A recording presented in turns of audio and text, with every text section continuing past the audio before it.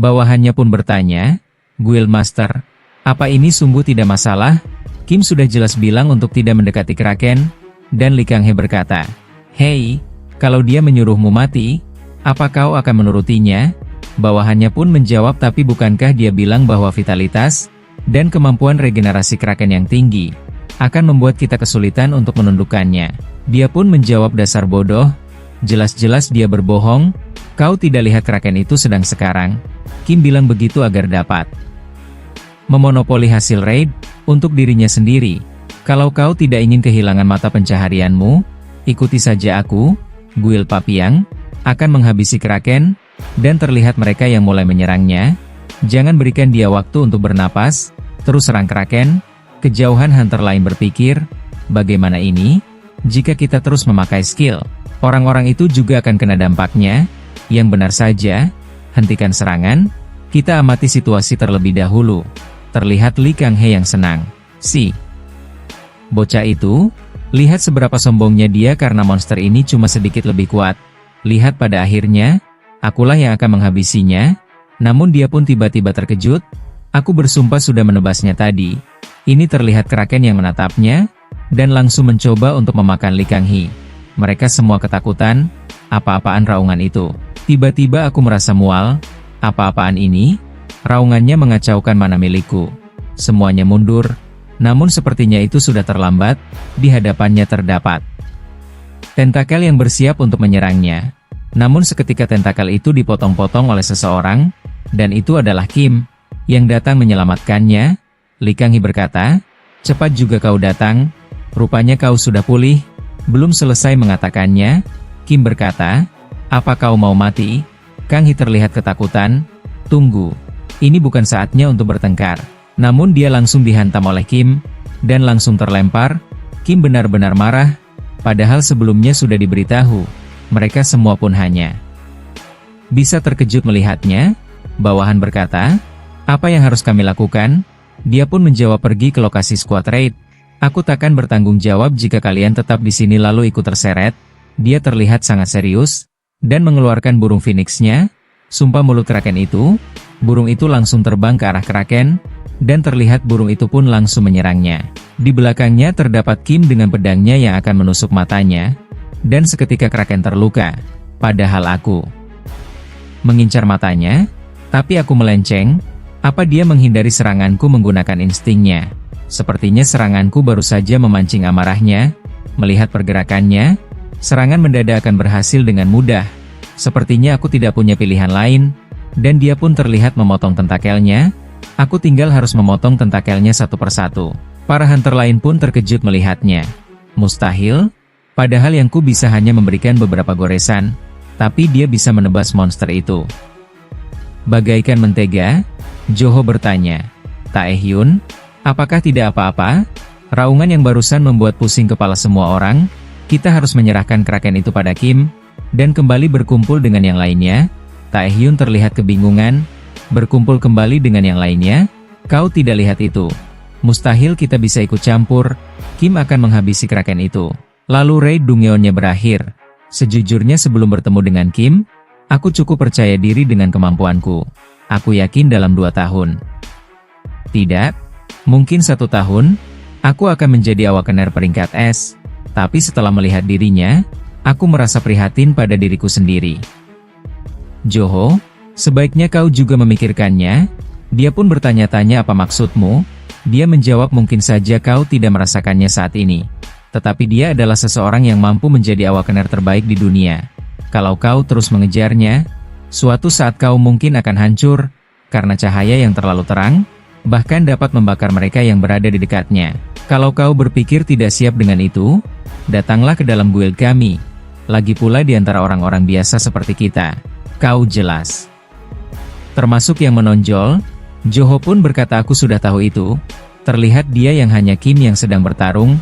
Dia telah memotong tentakelnya satu persatu, dan terus menyerangnya sampai habis tersisa. Sekarang semuanya sudah berakhir. Terlihat mulut dari Kraken itu, yang benar-benar besar dan akan melahapnya. Kim masuk ke dalam mulutnya. Namun tiba-tiba dia memotongnya menjadi 2 bagian. Dan monster itu pun langsung terbelah, menjadi 2 bagian. Dia pun sepertinya telah mengalahkannya. Seperti biasa, darah makhluk ini baunya busuk sekali. Dia kini berada di atas tubuh monster itu yang telah mati. Mereka semua yang melihatnya hanya terdiam dan terkejut, dan tidak bisa berkata apa-apa lagi.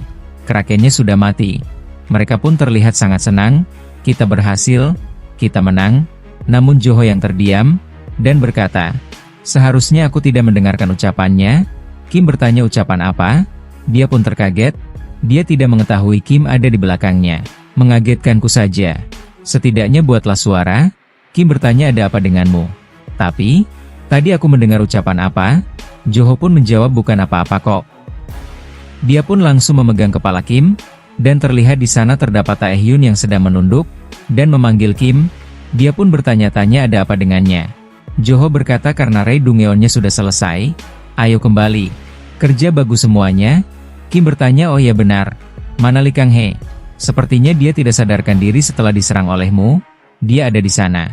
Memangnya kenapa? Kim berkata, apa maksudmu kenapa? Kita harus menyelesaikan semuanya. Dia terlihat mengepalkan tangannya, dan ingin menghabisinya. Dia terlihat mendekati Lee Kang-hee, dan sepertinya dia telah sadar. Dia pun bertanya-tanya apa aku barusan pingsan. Siapa itu? Dan di hadapannya terdapat Kim yang terlihat sangat marah. Bukankah ada yang harus kau katakan pada semua orang? Dia langsung bangun dan berkata, Krakennya? Apa kau sudah menghabisi gerakannya? Semua orang menatap tajam ke arahnya. Dia terlihat benar-benar malu. Sepertinya kau sudah menghabisinya ya? Kalau begitu, ayo lakukan perhitungan sekarang. Karena guild Papillon kami memberikan damage yang lebih banyak pada Kraken dibandingkan dengan guild Red Devil. Mereka pun bertanya apa itu yang ingin kau katakan? Kang Hee bertanya-tanya, karena ratenya sudah berakhir, sudah sewajarnya untuk membagi hasilnya secara meratakan. Kim pun bertanya, akan kutanyakan sekali lagi, apa sungguh tidak ada hal yang harus kau katakan pada kami? Dia terlihat sangat marah dan mengintimidasinya, dan langsung akan mengambil pedangnya untuk menyerang Kim. Namun pedang itu langsung dipotong oleh Kim. Kau pasti tidak tahu apa yang telah kau perbuat, karena keegoisanmu. Seseorang bisa saja mati. Dia benar-benar ketakutan, namun dia berani melawan Kim, dan akan menyerang dengan tangan kosongnya, tapi serangan itu dapat dihentikan dengan mudah. Padahal aku memberikanmu kesempatan untuk meminta maaf. Tapi sudah kuduga kau akan bersikap seperti ini. Dia terlihat kesakitan. Lepaskan aku, Komandan Raid melakukan penyerangan terhadapku. Kau pikir akan lolos begitu saja? Setelah ini, aku akan melaporkanmu kepada... Belum selesai mengatakannya Kim menjawab, silakan saja, tapi sepertinya kau salah paham akan satu hal. Komandan Raid tidak hanya memiliki wewenang untuk membuat strategi, dan memerintah orang-orang. Sebagai orang yang bertanggung jawab atas keselamatan nyawa anggota party, aku punya satu wewenang lagi. Untuk orang-orang sepertimu yang dibutakan oleh pencapaian, menyebabkan kerugian bagi party Raid, aku memiliki wewenang untuk mengeksekusi langsung si pelaku. Dia terlihat ingin memenggalnya. Jadi matilah saja. Para hunter lain pun terkejut melihatnya. Dia hampir saja memenggal kepala Lee Kang-hee. Dia benar-benar terkejut dan ketakutan. Joho bertanya apakah kau sungguh harus melakukan ini untuk merasa lebih baik? Kau benar-benar jahil. Kim menjawab, jika mereka melakukan ini ketika aku tidak ada, yang nantinya akan menyebabkan kerugian, aku harus menanamkan rasa takut kepada orang-orang seperti mereka. Tentu saja, kepercayaan mereka terhadapku akan hilang setelah ini, sehingga akan merepotkan kita nantinya. Sekarang, mari kita bersihkan semuanya lalu keluar dari sini. Dia pun berpikir dari raid ini, yang kudapat adalah, kemampuan Mir dan informasi bahwa Lich King sedang bergerak, untuk berjaga-jaga. Aku harus mencari tahu apakah ada Dungeon yang masih belum ku ketahui. Ditambah lagi, aku juga harus memeriksa situasi yang dialami Park Ji-yeon, karena setiap petinggi di Guild Dam itu cukup kuat. Beberapa jam sebelum keberhasilan Raid Dungeon Kim, diperlihatkan pertarungan antara Om Botak dengan Ji-yeon. Dia terlihat terdesak dan terlempar ke dinding dengan sangat keras. Dia memukul dengan sebuah alat, pukulannya terlihat sangat keras, namun dapat dihindari dengan mudah. Ji-yeon menggunakan pedangnya, untuk menghabisi orang ini. Namun ternyata dia menggunakan Shadow Assimilation. Anda dapat mengasimilasi tubuh Anda dengan kegelapan, meniadakan semua serangan untuk waktu yang singkat. Sehingga Anda dapat bergerak dalam keadaan gelap, dan terlihat Om Botak yang memukulnya. Namun itu hanyalah bayangannya saja, dan dia telah berada di belakang Om Botak. Dengan bersiap menyerang Om Botak, inilah akhirnya, dan dia pun langsung tertebas dari belakang, dia pun tersenyum senang. Namun sepertinya dugaannya salah, Om Botak itu berhasil menahannya. Dalam jangka waktu sesingkat itu, bahkan dengan tangan kosongnya, yang terluka hanyalah tangannya saja, Om Botak berkata, sejujurnya aku terkejut, aku tidak tahu bahwa kau memiliki skill semacam itu, kau bahkan berhasil melukai diriku. Bukankah ini jadi semakin menarik? Namun terlihat Jion yang akan menghilang lagi. Dia pun berkata berhenti menggeliat, itu malah akan membuatku semakin ingin menghabisimu. Dia langsung berlari ke arah Om Botak, dan Om Botak berkata, seorang asasin yang menyerangku dari depan, sungguh membuatku berdebar-debar. Dia pun sepertinya mengeluarkan aura hijau miliknya, bodohnya dia, seluruh skillku meningkatkan pertahanan fisik hingga ke titik tertinggi. Mau sebanyak apapun seranganmu, kau takkan bisa membuat satu goresan pun. Terlihat dia yang terus menyerangnya di berbagai tubuh Om Botak. Namun sepertinya dia tidak dapat terluka. Skill ini sungguh cepat dan penuh trik sehingga menjengkelkan untuk dihadapi, tapi karena hal itu, ada beberapa banyak kekurangan, contohnya durasinya pendek, Om Botak ini akan menyerang balik, namun serangan itu tidak mengenainya. Jion berpikir, perasaan ini, aku pasti akan mati jika terkena serangan itu, dia dapat menghindarinya. Karena pertahanannya yang sangat tinggi, tidak ada gunanya menyerang lagi.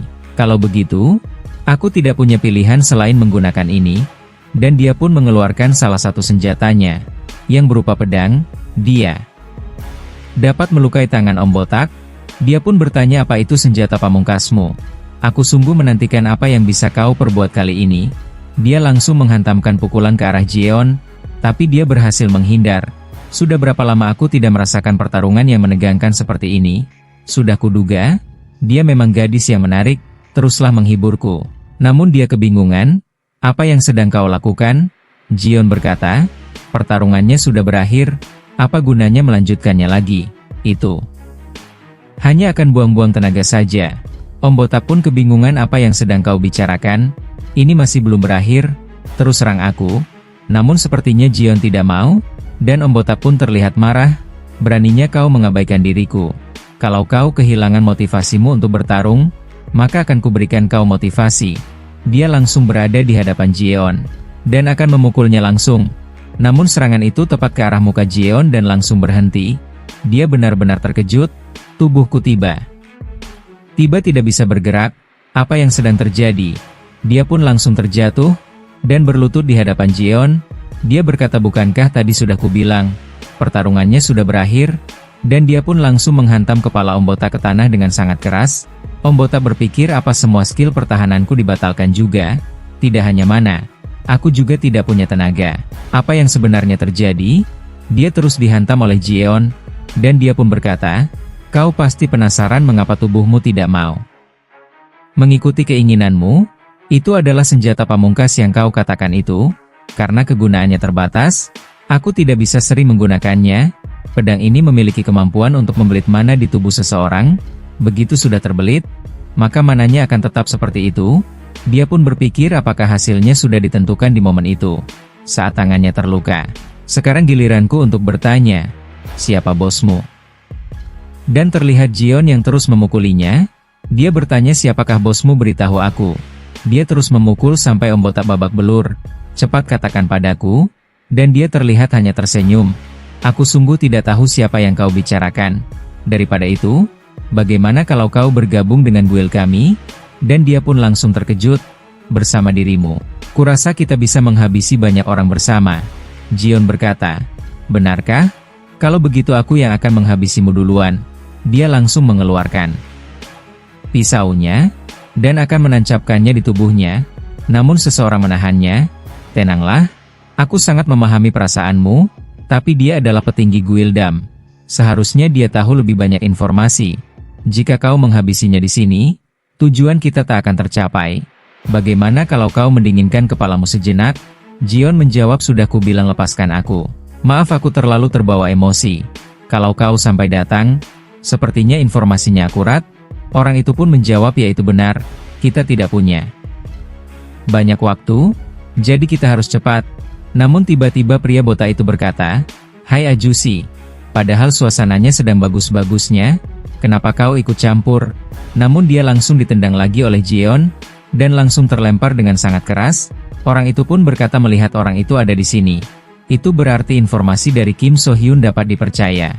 Dan karena informasi mengenai Dungeon Biru pertama di Amerika juga telah diverifikasi, tampaknya sudah dapat dipastikan bahwa Guild mengincar Dungeon Biru. Pria botak itu pun benar-benar terkejut mendengarnya. Bagaimana mungkin mereka bisa tahu soal itu? Jeon bertanya. Bagaimana situasi Kim saat ini? Dia pun menjawab, mereka bilang dia baru saja menyelesaikan raid Dungeon. Om botak berpikir bagaimana mungkin? Apa mereka dan Kim mulai bekerja sama? Tidak, itu tidak penting sekarang.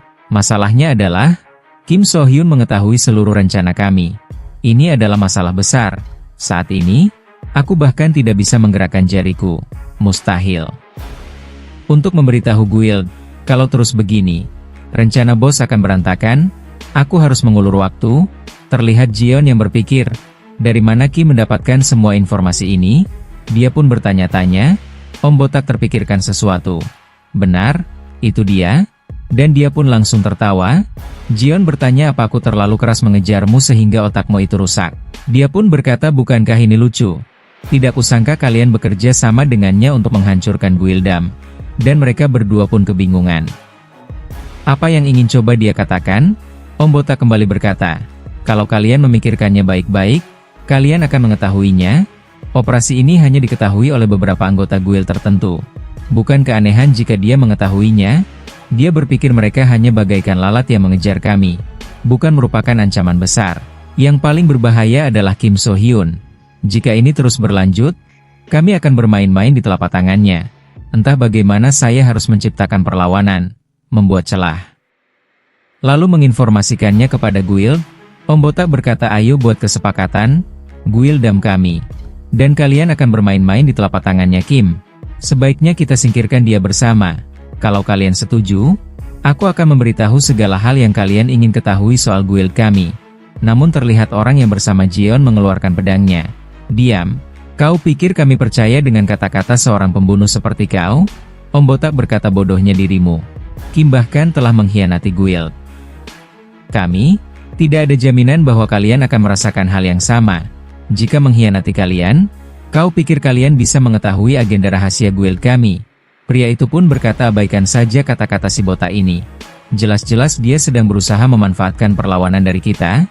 Jeon terlihat berpikir, tolong kirim pesan pada Kim untuk datang ke sini. Panggil anggota Guild Reaper juga. Aku tahu apa yang kau pikirkan. Tapi, meski kita mengabaikan ucapannya, kita tetap harus memastikan kembali sumber informasi Kim. Dan orang itu pun mengerti. Om botak berkata, aku suka semangatmu. Andai kau berhasil menghabisi Kim, aku akan menjadi. Tapi belum selesai mengatakannya, Jeon menjawab, sepertinya kau salah paham. Daripada bekerja sama dengan seorang pembunuh seperti kau, aku lebih baik mati. Jika Kim adalah anggota Guildam, kami tinggal menghabisinya saja. Lalu memulainya kembali dari awal. Tujuanku adalah memusnahkan Guildam. Aku akan mengejar kalian sampai ke neraka paling dalam. Sekalipun, terlihat sebuah mobil yang menuju ke sebuah tempat, ternyata itu adalah Kim. Selamat datang Kim So Hyun. Ada urusan mendesak apa sehingga memanggilku untuk datang di waktu seperti ini? Orang itu pun menjawab, sebaiknya kau temui dia secara langsung. Kim berpikir, apa mungkin Jeon kalah?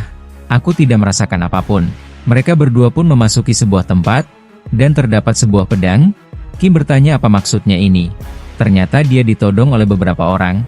Bisakah kau menjelaskannya kepadaku, Park Jeon? Dia pun hanya terdiam. Kim berpikir, apa ini? Skill Shadow Assimilation. Kekuatan untuk menyatukan tubuh dengan kegelapan dan mengubahnya dengan bebas.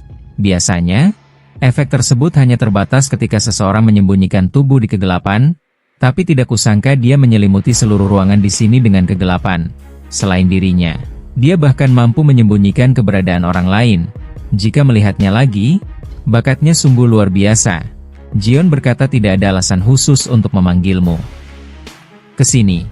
Hanya saja, orang ini mengatakan sesuatu yang menarik. Dia bilang bahwa kau adalah bagian dari Guildam. Dan pria botak itu berkata, Kim, bukankah kita sudah lama tidak bertemu? Kim menjawab, tidak kusangka kau terpengaruh oleh kata-katanya. Berkata kau ada benarnya. Tapi aku tidak mudah goyah dengan ucapan orang lain. Sejujurnya dengan mempertimbangkan rekam jejakmu hingga saat ini, sepertinya ucapannya itu tidak benar. Lalu apa yang kau inginkan? Ada satu pertanyaan yang terus mengganjal pikiranku. Aku penasaran bagaimana kau bisa mendapatkan informasi tentang Guildam. Orang itu mengatakan bahwa hanya beberapa orang terpilih di dalam guild yang mengetahui soal informasi itu. Jika kau bukan anggota mereka, bukankah aneh jika kau mengetahuinya juga? Itulah sebabnya aku harus memastikan, apakah kau bagian dari mereka atau bukan? Beritahu aku sumber informasimu. Kim berpikir, Iten, aku tahu bahwa dia adalah pemimpin Guildam, dan seorang mania pertarungan, aku tidak menyangka dia memanfaatkan peluang seperti ini. Entah apa tujuannya, tapi dia mungkin mengharapkan konflik di antara diriku dan Jeon. Masalah ini juga akan mudah diselesaikan jika aku menjawab pertanyaannya, tapi sumber informasiku adalah ingatan di kehidupanku sebelumnya. Tidak mungkin Jeon akan percaya begitu saja. Situasi saat ini sangat merugikan untukku. Iten mengendalikan situasi saat ini, dan kemungkinan besar aku tak akan lolos dari sini dengan mengatakan kebohongan. Ditambah lagi, jika aku lolos dengan cara itu, jelas masalah ini pasti akan menghambatku lagi nantinya. Jika itu terjadi, semua akan berjalan sesuai dengan rencana Iten, dan kemungkinan besar rencanaku juga akan kacau. Jeon bertanya, kenapa kau berpikir keras begitu? Cepat beritahu aku. Kim berpikir, pertama-tama aku harus mengambil kendali atas situasi saat ini. Dia pun menjawab, baiklah, aku tidak pernah bekerja untuk Guildam. Aku akan menunjukkanmu bukti, tapi mengenai sumber informasiku, aku tidak bisa memberitahumu. Jeon bertanya apa alasannya. Kim berkata kita berada dalam hubungan yang saling percaya. Karena adanya kesamaan kepentingan di antara kita, aku tidak berkewajiban untuk memberitahumu segalanya. Lagi pula, memastikan bahwa aku anggota Guildam, atau bukan, itu lebih penting bagimu kan? Ikutlah bersamaku ke rumahku. Akan kutunjukkan bukti di sana. Tapi sebagai gantinya, hanya kau yang boleh pergi. Orang di belakang Kim sedikit menggores lehernya. Kau pikir kami akan menuruti saranmu yang konyol itu? Kim berkata, bukankah keputusan itu berada di tangan Guildmaster Jeon? Bawahan berkata Guildmaster jangan pergi. Ini adalah bagian dari rencananya untuk kabur dari sini. Itu benar, tidak ada gunanya menginterogasinya lebih jauh lagi. Mereka pun saling bertatap-tatapan. Jeon berkata, baiklah, tunjukkan padaku jalannya. Bawahan pun berkata apa yang kau bicarakan? Jelas-jelas ini adalah jebakan. Ini terlalu beresiko. Dia pun menjawab tenang saja. Jika ternyata dia berbohong, aku akan mempertaruhkan segalanya untuk mencabut nyawanya. Sekarang, buktikan padaku bahwa kau bukan bagian dari Guildam. Kemudian terlihat di rumahnya Kim. Ibunya berkata, astaga putraku, sudah lama kita tidak bertemu. Apa kau tahu betapa ibu merindukanmu? Dan terlihat Jeon yang terkejut dan terdiam. Kim menjawab, maaf bu, pekerjaanku padat belakangan ini, jadi sulit mencari waktu luang untuk mampir. Ibunya bertanya, ngomong-ngomong siapa dia? Oh, dia adalah temanku. Jangan bilang dia adalah pacarmu. Kim, kenapa kamu baru memperkenalkan pacarmu yang cantik ini kepada ibu sekarang? Dia hanya terdiam, tidak bisa berkata apapun, dan menunjukkan ekspresi wajah yang seperti itu ya guys. Ibunya langsung memberikan makanan. Kim berkata, kenapa sampai repot-repot begini? Ibunya pun berkata, astaga, temanmu kan datang berkunjung. Wajar jika ibu menyiapkan sebanyak ini kan? Maaf soal yang barusan, kamu adalah wanita pertama yang Kim ajak ke rumah, jadi aku tidak bisa mengendalikan rasa bahagiaku. Jeon menjawab, sama sekali tidak masalah, meski tidak seberapa, silakan dinikmati hidangannya. Jeon terlihat terdiam melihat ibu Kim, dan berterima kasih. Dia pun memakan makanannya, dan melihat kemesraan antara ibu dan anak, dia tidak bisa berkata apapun. Lalu menghela nafasnya, bagaimana hidangannya? Apakah enak? Kau pasti cukup dekat dengan ibumu ya? Kim menjawab, ya sepertinya begitu. Bagaimana menurutmu? Apa kau masih menganggapku sebagai anggota Guildam? Jeon menjawab, aku mengerti apa yang sedang kau coba buktikan.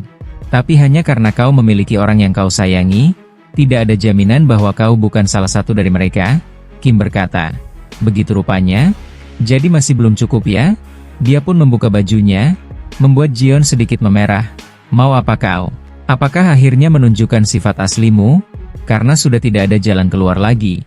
Kim berkata, apa yang kau bicarakan? Kau bilang tadi belum percaya padaku. Di Guildam, mereka mentato logo guild di tubuh anggotanya. Aku hanya menunjukkan padamu bahwa aku tidak memilikinya. Apa aku perlu melepas celanaku juga? Dia pun menjawab, terserahlah. Berbicara denganmu membuatku lelah. Aku akan percaya padamu. Jika kau anggota Guildam, kau tak akan memiliki seseorang yang berharga. Tidak mungkin orang-orang itu akan membiarkan ibumu begitu saja. Jadi sepertinya aku memikirkannya terlalu rumit. Kim berkata, aku tahu ini topik yang sensitif, tapi bolehkah aku bertanya apa yang terjadi di antara kau dan Guildam? Jion menjawab, kita berada dalam hubungan yang saling percaya. Karena adanya kesamaan kepentingan di antara kita, aku tidak berkewajiban untuk memberitahumu segalanya. Kim berpikir, apa dia memasukkan kata-kata itu ke dalam hati? Dia pun berkata, ya aku hanya menyadari jika kita semakin dekat, hubungan kita bisa berubah murni berdasarkan kepercayaan. Jadi, Jion tiba-tiba berkata, ada apa denganmu? Dan tiba-tiba scene beralih, diperlihatkan Jion yang sedang ingin memasuki Dungeon 2 tahun yang lalu. Sewaktu dirinya masih bergerak secara independen tanpa guild. Dan chapter kali ini pun berakhir ya guys. Nantikan lanjutan ceritanya hanya di The Story. Mohon support Mimin dengan komen, like, share dan subscribe, biar Mimin tambah semangat lagi ngontennya. Semoga diberikan kelancaran dalam mencari rezeki dan kesehatan buat kalian ya guys. Mohon maaf kalau ada kata-kata yang kurang pas dalam membawakan alur cerita manhwanya ya guys. Terima kasih.